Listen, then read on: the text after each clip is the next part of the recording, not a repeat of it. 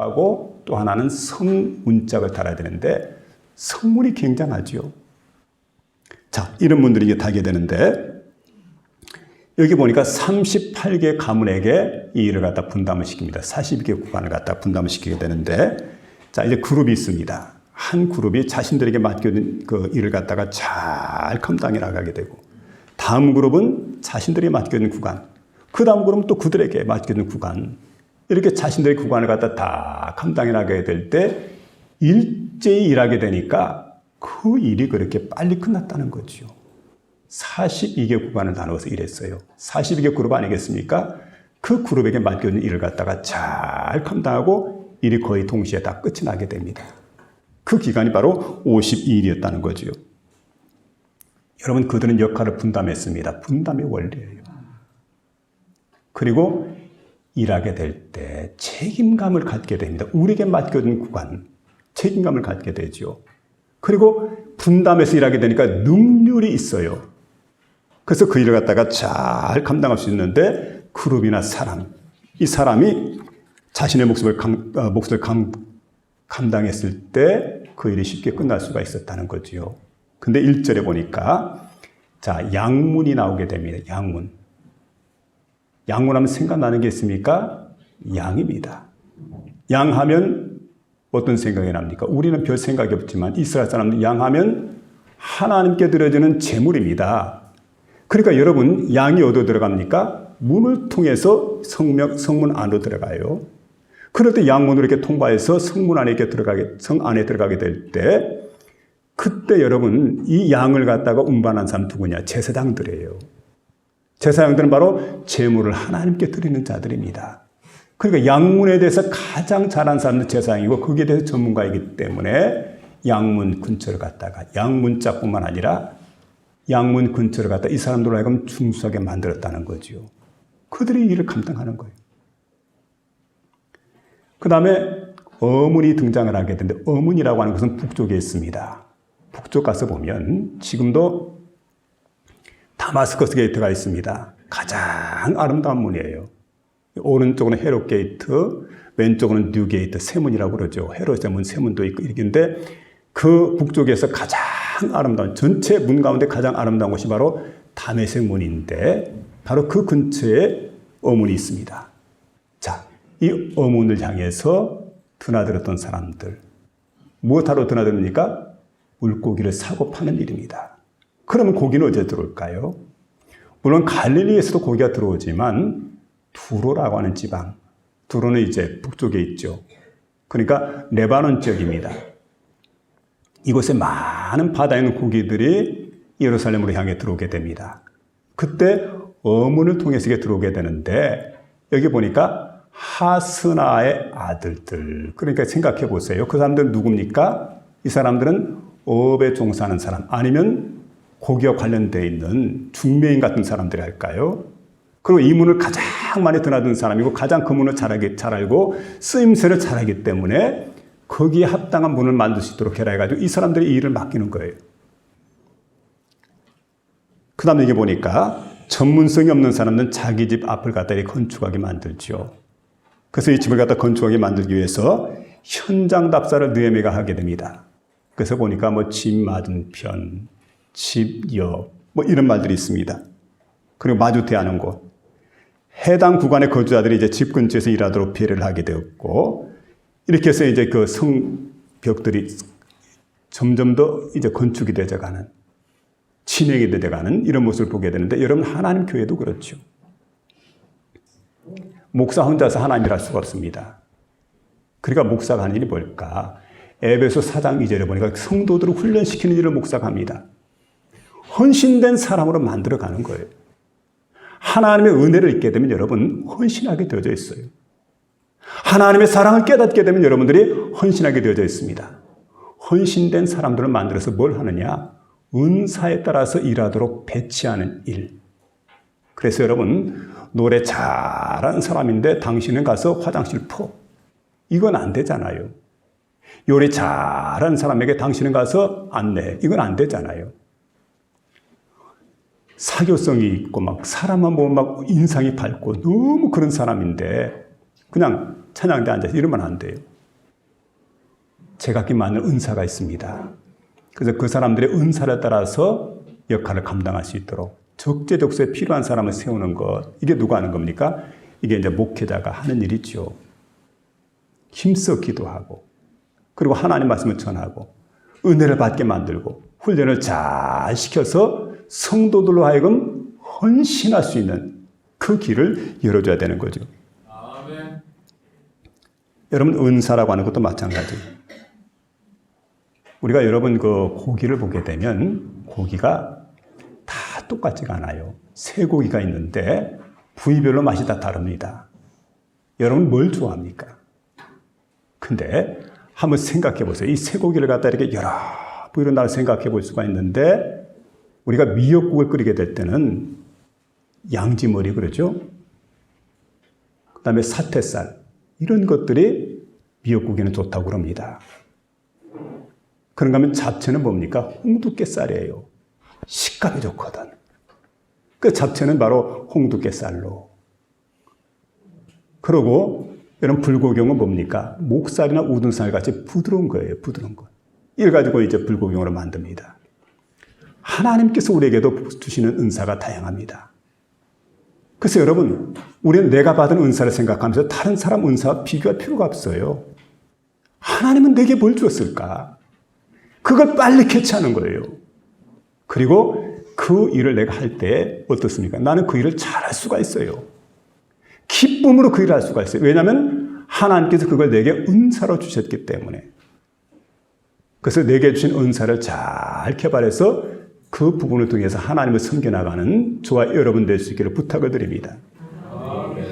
오늘 여러분이 이제 우리가 예배를 마치고 나면은 직분자를 세우는 그러한 그 투표를 하게 되는데 여러분 그 투표를 하는 이유가 뭘까요? 직분자를 세우는 이유가 뭘까요? 하나님 일하라고.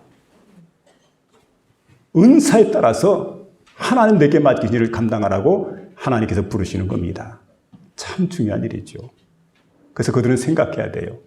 내게 주어진 은사가 뭘까? 여러분 생각해야 돼요. 그럼 내가 어떻게 하나님을 섬겨나갈까?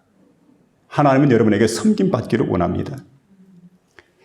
미국 뉴저지주에 한 개가 있었는데 몰골이 형편없습니다. 이 털이 듬성듬성 빠져있고 그리고 얼굴은 흉터가 있고 흉측해요. 괴물과 같아요. 이게 이제 사육장에 끌려가게 되었는데 얼마 안 있으면 도살당할 수밖에 없는 그런 처지에 있었는데 몸도 병들게 되고 허약하고 그런데 사육사가 가만히 지켜보니까 평소에는 다른 개와 다를 바가 없는데 기러기만 나타나면 이게 흥분을 하고 가만히 있지 못하는 거예요. 그리고 사력을 다해서 막 쫓아냅니다. 따라갑니다. 그 모습을 이렇게 열심히 관찰하고 있는데 어느 날 신문을 보니까 어떤 비행장에 새떼들이 나타나가지고 골치가 아픈데 그중에 대표적인 새가 바로 기러기떼래요. 근데 그걸 갖다 이게 쫓아내는데 1년에 300만 달러 같은데 참 그 일이 어렵다.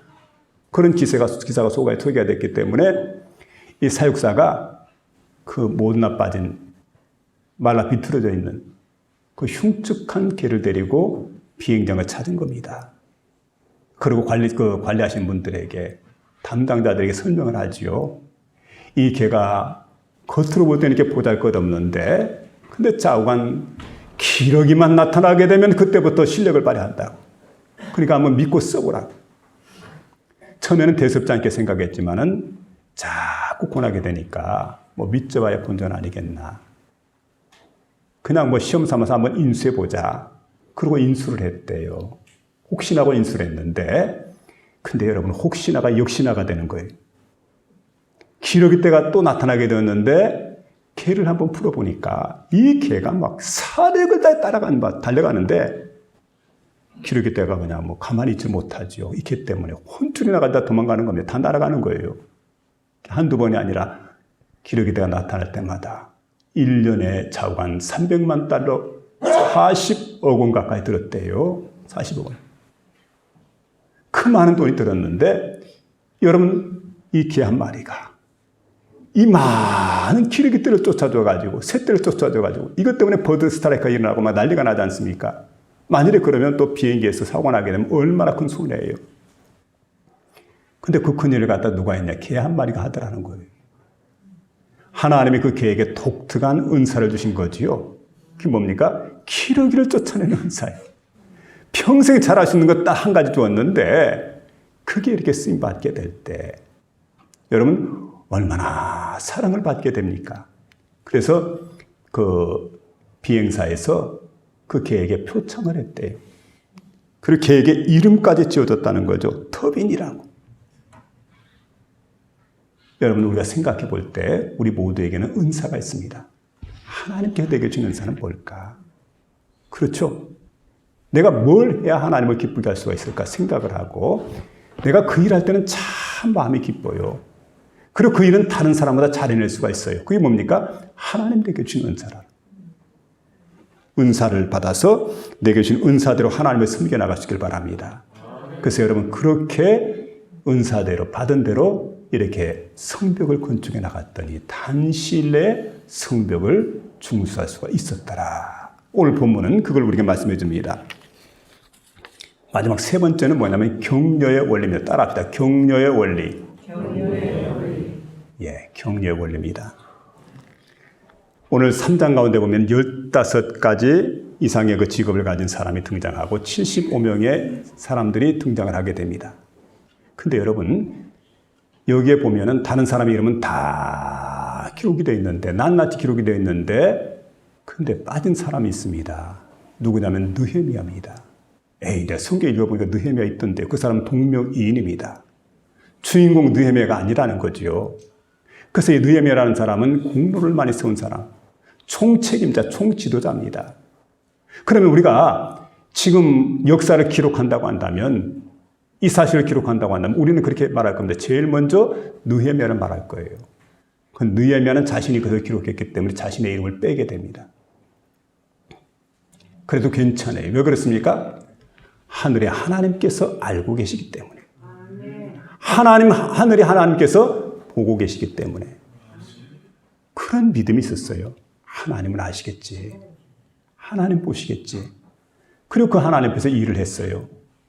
그리고 그 일을 갖다가 잘 감당해 나가고 하나님께 영광을 돌리는 겁니다.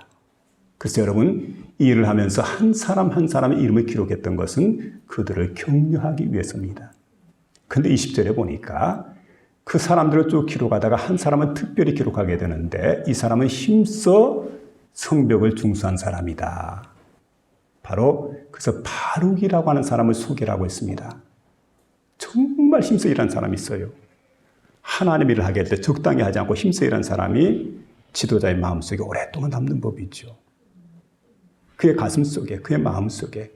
그래서 여러분 성벽 건축을 생각하면 떠오르는 사람이 바로 바룩이라고 하는 인물이 떠오르게 돼요. 우리 교회도 그래요. 교회를 생각하고 기도하다 보면은 정말 충성된 사람이 있어요. 힘써 일하는 그런 그 봉사자가 있어요. 참 생각이 납니다. 떠오르게 됩니다. 근데 여러분 그런 사람은 지도자에게 또 하나님 마음속에 어떤 사람이냐면 마치 여름 투수철에 얼음 냉수와 같은 사람. 속을 시원하게 만들어준 사람이에요. 조금 있으면 보리타작을 합니다. 보리타작 생각만 해도 힘들어요. 그 더운 날 와릉기가 나고 와릉 하면서 밟아가면서 막 뒤집어가면서 막 보리타작 하지 않습니까? 근데 이게 보리타작을 하다 보면은 거꾸로운 것들이 그냥 등짝에 와서 달짝 달라붙습니다. 그리고 땀이 납니다. 얼마나 목도 마르는지 잠깐 쉬는 시간에 얼음 냉수 한 잔 갖다 주면 그것만큼 좋은 거 어디 있겠어요. 그걸 마시게 될 때 와 시원하다. 여러분 바로 오늘 바룩과 같은 사람이 이런 사람이에요. 하나님 마음을 시원케 되는 충성된 종들 될 수 있기를 주의 이름으로 부탁을 드립니다. 다 똑같은 게 아니죠. 그러니까 여러분 마태복음 25장 23절에 보면 착하고 충성된 종들아 잘하였도다. 내가 작은 일에 충성하였음에 많은 것으로 내게 맡기니 내 주인의 즐거움에 함께 참여할지어다. 여러분 그런 칭찬을 듣는 저와 여러분 될 수 있기를 주의 이름으로 부탁을 드립니다. 뉴 잉글랜드에서 정직하고 성실하고 아주 세관의 업무에 정말 열심히 일을 했던 한 사람이 있었습니다. 근데 그가 그만 고지식하다 하는 소리를 듣고 어느 날 해고를 당하게 됩니다. 근데 그 해고를 당하고 났는데 그때 보니까 1849년도예요. 집에 이제 고개를 푹 떨구고 집에 돌아오니까 아내가 자신을 맞이하게 되는데 아내가 대뜸 하는 말이 여보 참 잘 되었어요. 이게 중요한 겁니다. 이게 부부예요. 세상에 지금 경기가 어떤 경기인데 요즘 같은 불경기 때 해고당하면 우리 뭐 먹고 살아? 당장 나가라고. 노동이라도 하라고. 이러면 안 되잖아요. 그렇게 하지 않고 남편이 고개를 떨고 집에 들어오는데 여보 괜찮아요. 힘내세요. 그리고 아니 평소에 당신 좋아하는 거 있잖아. 글 쓰는 거 좋아하는데 이제 얼마든 당신의 꿈을 갖다가 실현시킬 수 있는 좋은 기회가 왔으니까 내가 볼 때 당신 좀 글 쓰면 될 것 같다고 격려를 해줬어요. 그리고 교회에서 교인들을 부르게 됩니다. 남편 부르게. 와서 우리 남편 좀 격려해달라고. 그 사람들이 와가지고 남편을 갖다 격려를 하게 됩니다. 그리고 한마디 다 하게 되죠. 당신 글 잘 쓰니까, 글 쓰는 재주가 있으니까 글을 한번 써보라고. 그래, 그때부터 용기를 얻어가지고, 교인들에게, 아내에게 용기를 얻어가지고, 그때부터 글을 쓰게 되었는데, 여러분, 6개월 정도 지나고 난 다음에 장편소설 한 권이 완성이 되었습니다. 이게 그러니까 1850년도죠. 그게 여러분 잘 아는 그 나다나엘 호돈이라고 하는 사람. 그 장본인 나다나엘 호돈이에요. 자, 이 사람이 쓴 주홍글씨라고 하는 소설입니다. 장편소설. 만일에 여러분 아내의 격려가 없었다면, 교우들의 격려가 없었다면, 그리고 자신의 꿈을 접어버렸다면 우리는 인류 역사상 정말 너무 소중한 정신적인 그러한 그 자료가 되고 소중한 그 책이 되는 주홍글씨라고 하는 책을 갖다 우리가 잃어버릴 뻔했습니다. 우리 인류가 위대한 정신적 유산을 잃어버릴 뻔했죠. 여러분 격려가 필요해요. 위로가 필요합니다. 하나님의 교회에서 자꾸 깎아내리지 마세요. 비판하지 마세요. 권사님 수고했습니다. 장로님 고생이 많습니다. 우리를 위해서 기도해 주셔서 너무나 감사를 드립니다. 당신은 너무 소중한 사람입니다. 위해주고 격려해주고 위로해주는. 그래서 여러분 하나님의 교회는 협동의 원리가 중요해요. 협동의 원리. 언제나 협력하는 협동의 원리. 그리고 여러분 은사의 원리, 격려의 원리. 이 세 가지 우리가 잘 깨닫고 우리의 삶 속에 실천에 옮겨서 하나님께 영광을 돌리는 저와 여러분 될 수 있기를 주의 이름으로